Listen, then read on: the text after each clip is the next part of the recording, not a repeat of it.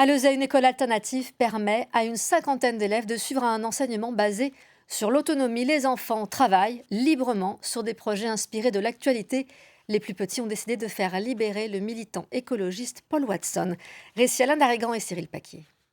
Depuis 8 ans, dans cette école alternative de Lezay, la journée débute toujours par le conseil, un moment d'échange collectif. Est-ce qu'il y a quelqu'un qui veut aborder quelque chose?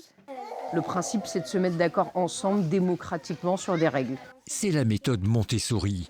La cinquantaine d'élèves profitent ensuite d'un temps libre de 30 minutes. C'est cool parce que nous on joue, c'était full. Avant de rejoindre leur salle de classe répartie dans ces 3 yourtes, aménagées selon les tranches d'âge.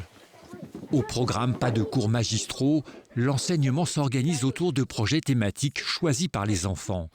Les 6-9 ans ont opté pour la protection des baleines et leur défenseur Paul Watson, actuellement emprisonné. Ça serait bien que quelqu'un lise le poème sur les baleines. Là, les enfants se sont emparés évidemment du projet puisque pour eux, les animaux, pour les enfants, les animaux, c'est impossible qu'on y touche, quoi. On a écrit des choses sur les baleines, ce qu'elles mangent, pour que Paul Watson sorte de prison.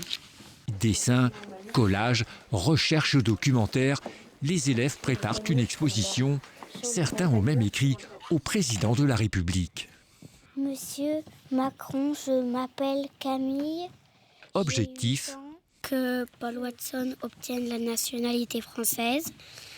Et il faut que Macron le fasse vraiment, on aimerait beaucoup.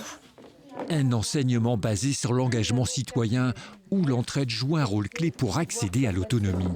Les enfants sont autant éduqués aux maths qu'à communiquer de manière positive, à gérer leurs conflits entre eux, à avoir une posture de médiateur avec ses pairs. L'école non conventionnée vient d'achever un clip pour soutenir son projet.